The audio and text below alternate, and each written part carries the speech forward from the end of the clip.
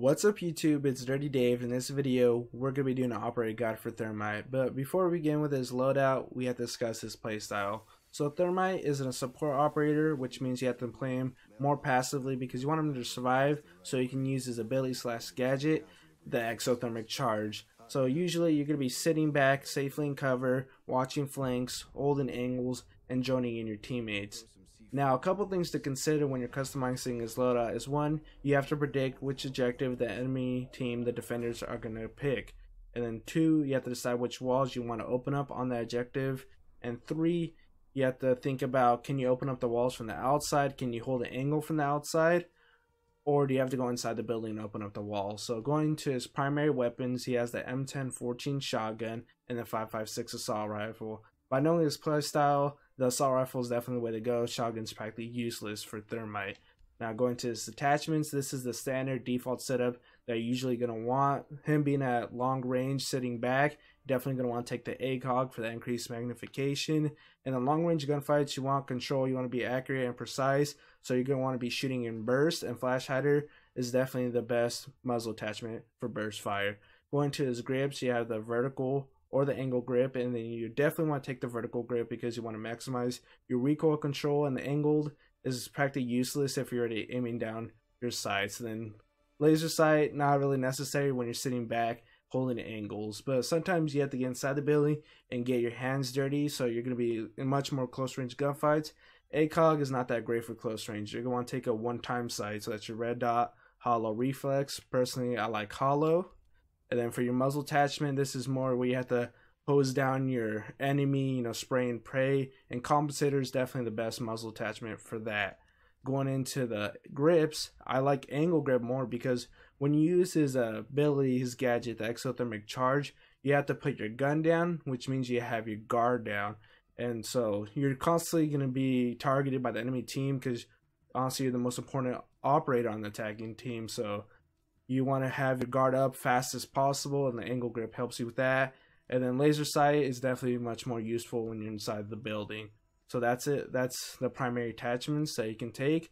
Going into the secondaries, you have the two stereotypical types of pistols: high damage, low capacity; low damage, high capacity. So personally, I like the high damage because usually when I use a pistol, I just need one more bullet to go into the enemy to finish them off.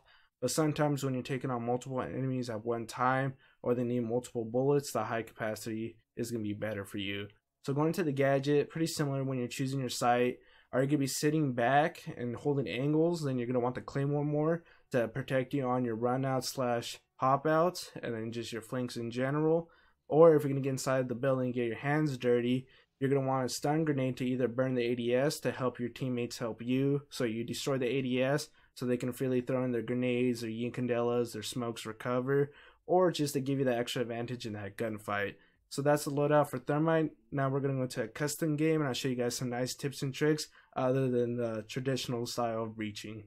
First, I want to shout out my friend Kirks for helping me with this video. He's a moderator in my live stream chats and also a real life friend. He streams and makes video on Call of Duty. He's a pretty damn good player, and when he does his clan war live streams, he actually gets like a few hundred viewers, so definitely check him out if you like Call of Duty. His channel will be linked in the description. Now into the actual tips and tricks with Thermite. I'm going to be showing you guys how to bypass bandit batteries, mute jammers, K electroclaws by yourself as Thermite without IQ, Twitch, and Thatcher. So here, this soft wall meets the same corner as that reinforced wall that I just showed you guys. So here we're going to put the Thermite charge on the soft wall. You don't want to put it all the way to the edge because it'll get blocked off by the indestructible corner, and it destroys the reinforcement. The explosive radius is actually that big. It doesn't destroy the battery, which is kind of weird, but that's not a big issue. So this next trick is we're going to be doing something similar. We're going to be putting the Thermite charge on the soft floor, and we're going to destroy a tiny portion at the bottom of the reinforcement. But what you could use with this is destroy the bandit battery or mute jammer that is on that wall, and then you can use your second Thermite charge to open up the wall if you need to get through it. But what I really like with this is that you can get some nice angles, because if you sit back, the enemy team is not going to be able to see you, especially if they're standing up.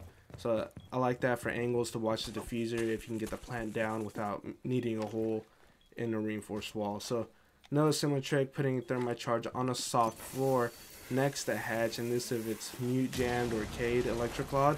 you can just bypass that without the thatcher. So pretty nice. So now another ceiling trick. Here we're going to be opening up the top half of a reinforcement from above. So I'm just showing with my drone that it is electrified. So we're going to go right above the reinforcement. And same thing, we're going to destroy the top portion. Pretty nice trick. This is kind of very situational. Doesn't work always for every reinforced wall, obviously.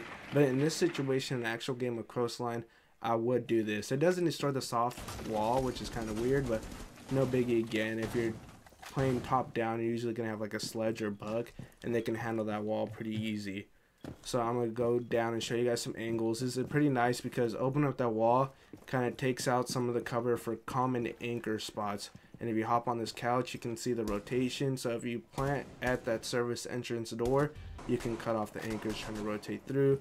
So right here, real common for that hatch to be mute jammed or Gate electrical.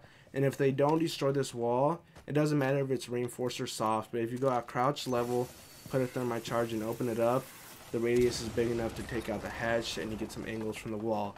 Next trick is a pretty nice one here in Chalet. So this is going to be a double whammy, 2 for 1. We're going to be opening a wall into the closet and destroying that mirror window at the same time. So pretty powerful trick. I really like this. Obviously right here you can actually need a thatcher if there is a mute jammer or bandit batteries. But once you get that through, nice 2 for 1, take out the mirror window at the same time. So right there, destroys the reinforced wall that's on it. And right here, another final trick. So this, I was just showing you guys a couple common tricks to use at the high level with Thermite. So this is a same thing as the first trick, but we're going to be doing onto the archives wall. And you guys have to be really creative. Obviously, I'm not going to show every trick you can do in every ranked map. It's just pretty creative. And I really like this because it can save you an operator. A lot of times you don't need that thatcher. You can take an ash instead and get kills a little bit easier. So if you guys enjoyed the video, please leave a like. And if you want more Dirty Dave, subscribe. Till then, see you guys next time.